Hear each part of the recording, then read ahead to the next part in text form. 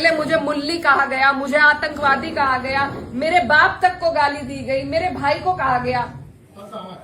आज बहुत ही भारी मन के साथ मैं आपके बीच में आई और एक घटना ऐसी घटी गांव में जिससे सब बहुत दुखी हैं, सब बहुत परेशान हैं।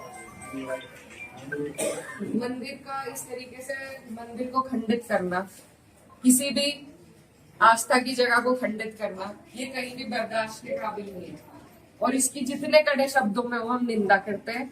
और जो भी कोई इसका मुजरिम है, जो चले गए, ना उनका कोई हिमायती है, ना कभी किसी ने उनकी हिमायत में फोन किया। और भी कोई अगर आपको इसमें लगते हैं तो उनको भी कड़ी से कड़ी सजा मिलनी चाहिए। मेरी ये आप लोगों से बस इतनी विनती है कि यहाँ पर पूरा गांव है हमारा, हमारे पक्ष के लोग भी हैं, विपक्ष के लोग भी हैं। एक तरीका होता है आलोचना करने का, एक तरीका होता है विरोध करने का, और विरोध से किसी को आपत्ति नहीं है।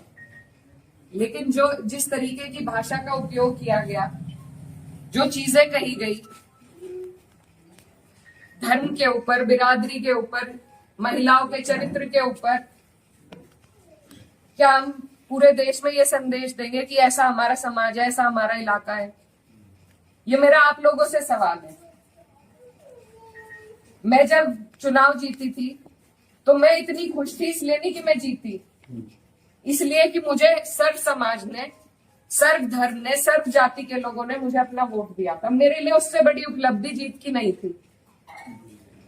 और हर जगह आप देखेंगे, अगर मैंने कई बार ये बात कही कि मेरे लिए सबसे बड़ी उपलब्धि ये है कि मुझे सबने वोट दिया, सबने अपना आशीर्वाद दिया, अपनी बेटी माना, अपनी बहन माना, और आप सभी मेरी हिम्मत हो।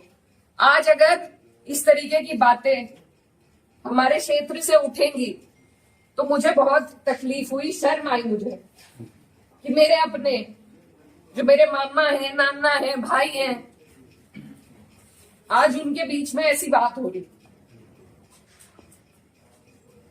और ये सिर्फ मुझे गाली नहीं है, मेरे इलाके की, मेरे समाज की, मेरे इस इलाके की जितनी भी बेटियां हैं, जो मुझे ये आके कहती थी कि दीदी हम भी आपकी तरह आगे बढ़ेंगे, हम भी आगे निकलेंगे, उन सब के कदम इससे डगमगाएंगे।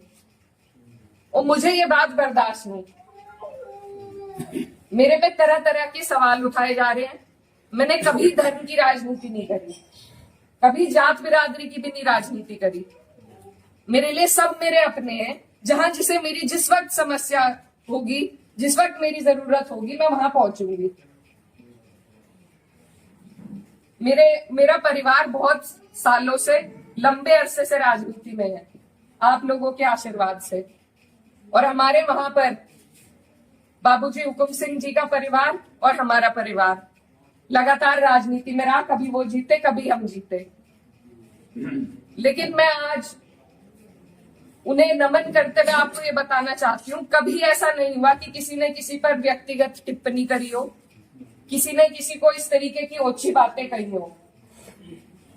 तो वो एक राजनीति का स्तर था। और आज जो राजनीति का स्तर हम लेके आ रहे हैं, मेरे काम हो सकता है लोगों को पसंद ना हो, बिल्कुल 5 साल बाद मुझे आपके बीच में आना है।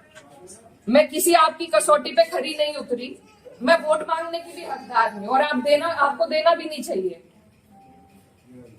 लेकिन अगर कोई आपके इलाके से कोई लड़की अगर हौसला कर रही है, आगे बढ़ रही है, तो क्या उसे गालियां मिलनी चाहिए? क्या मैं आपके समाज की बेटी नहीं हूं? ऐसी बातें रोज देख कर कि इन्होंने तो धर्म बदल लिया था, ये तो सब हमारे इतिहास का हिस्सा है। इसका जवाब मैं दे सकती हूँ या कोई और दे सकता है क्या? मुझे किसी ने कहा कि अपने पिता की तरह कभी कभी खनक आती है आवाज में, तो मैं वो बात बदल नहीं सकती। मेरे खून में शामिल है, बिरादरी भी खून में शामिल है। निकाल लो, आप निकाल लो मेरा खून। लेकिन इस तरीके से ना तो मेरे समाज का, ना मेरा सर इस तरीके से ना झुकाओ सारी दुनिया के सामने ही। मेरी आप सबसे अपील है हाथ जोड़ के, मैंने कभी नहीं कहा, कभी नहीं करी मैंने धर्म की राजनीति, ना मैं करूंगी। बहुत आसान है अगर मैं सिर्फ मुसलमानों की बात करूं, बहुत आसान है, मुझे कहीं भी नहीं जाना। हिंदू मुस्लिम सब करने बहुत आसान है, लेकिन मैं करना नहीं चाहती। आप सब मेरे अपने हो और मैं करूंगी भी नहीं। कोई कितना ही धकियाए, ये मेरी कसौटी है और पूरे 4-5 साल जो भी मेरा टाइम बचा उस पर मैं खरी उतरूंगी। मैं कभी भी इन लोगों से दब के उस रास्ते पे नहीं चलूंगी जहां ये मुझे चलाना चाह रहे हैं। मेरे इलाके ने जो हम सबका सर ऊंचा करा, दिल्ली की मीडिया तक ने इस पर रिपोर्ट बनाई कि वहां से ऐसा उदाहरण पेश हुआ है कैराना से। ये उस उदाहरण को तोड़ने की और सिर्फ अपने लालच की, सिर्फ अपने लालच की राजनीति में जो लोग इस तरीके से समाज को तोड़ रहे हैं, तो वो पहले मेरे पत्थर मारे, मुझे गाली दे, मैं सबसे आगे रहूंगी, लेकिन मैं इस काम से हटूंगी नहीं। आप सब मेरे अपने हो, मैं किसी को नहीं छोड़ूंगी।